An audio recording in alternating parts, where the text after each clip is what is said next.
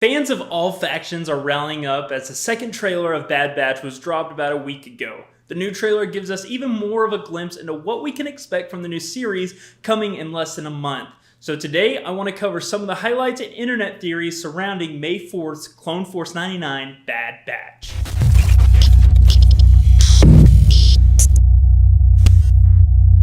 Hello Galaxy beings, both human and non, my name is Grand Admiral Joey.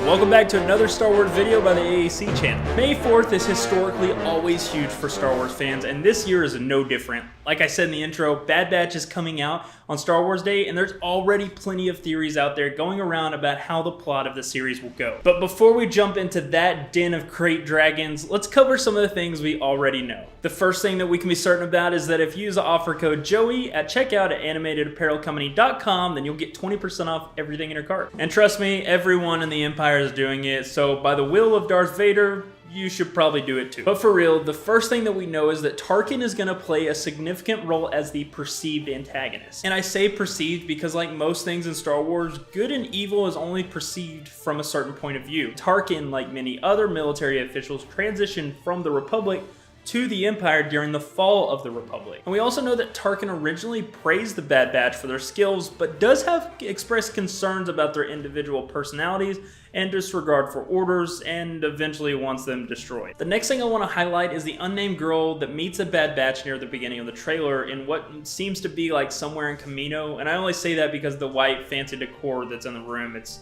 kind of like Kamino's thing. We don't have a name for her yet, but she's offered to go with Force 99, and we see her helping the team as well. There's also a pretty interesting theory about her, so make sure to stick around because you won't want to miss that. Finnic Shand also makes another appearance in the trailer, but her role still isn't clear as a legendary bounty hunter. It'll be interesting to see how she fits into the story as well. And the last, the king, the legend, Grand Admiral Throne! No, I'm just kidding, but we do get to see just a few moment glimpse at the return of the legendary Captain Rex and younger Saw Gerrera, and I'm sure we'll get to see at least a handful of other cameos as the series progresses. So now let's get into some of the theories regarding what we know, starting with the unnamed girl. The first theory I saw floating around is that perhaps she's a Force-sensitive child. We know that the Empire was purging the galaxy of Jedi at this time, and children that Vader wasn't slaughtering were being tested on for Imperial projects such as Grogu was in The Mandalorian. But if she's not Force sensitive, then why would a little kid be running around the Kaminoan facility?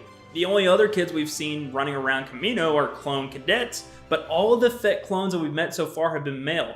So is there any way that she could be a clone? I think it's possible that she could still be a clone. As Jango Fett has been dead for a long time, the Kaminoans are having to really stretch that DNA of Jango Fett to make more troops. That's also why we see defects such as 99, the Bad Batch, and possibly this girl who might be a malfunction clone like the rest of the team. And that's why she's accepted into this group. This theory is possibly my favorite theory surrounding Bad Batches. It's the first time we've ever seen something like this happen. This next theory is really about the main plot of what I think Bad Batch is about. Based on the trailer, Tarkin wants Force 99 eliminated. Maybe that's because the team doesn't have an inhibitor chip like the rest of the clone army had when they were implemented at birth.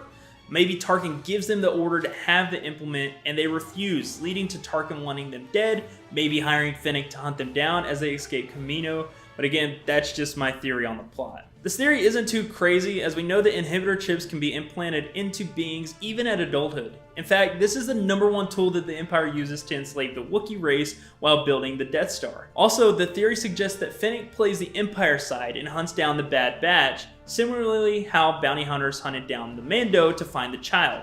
Maybe it's a similar storyline as the Mandalorian and the unnamed girl actually is Force sensitive like Grogu, but there's so much that we don't know yet. And last, and what could maybe be an additional piece of that plot I just explained, is that Crosshair is a traitor. If you go back and watch the trailer, we don't see much of Crosshair. That could be because he's a sniper and his job involves him being off in the distance and out of reach of the main battle, or maybe he decided not to fall in line with his brothers. This wouldn't be the first time that we see a clone betray another clone, and it would definitely be interesting to the story arc if Crosshair is feeding the Empire information and gets like a traitor storyline. But like I said, there's plenty we still don't know, and there's also a ton of this that I've probably gotten all wrong in theories, and we'll just have to wait for the actual release of the series. And if you like this video, make sure to hit the subscribe and the bell notification so you don't miss out on any future content from myself and the rest of the team. We have content that comes out 3 times a week, and we'll soon be pushing for more content, and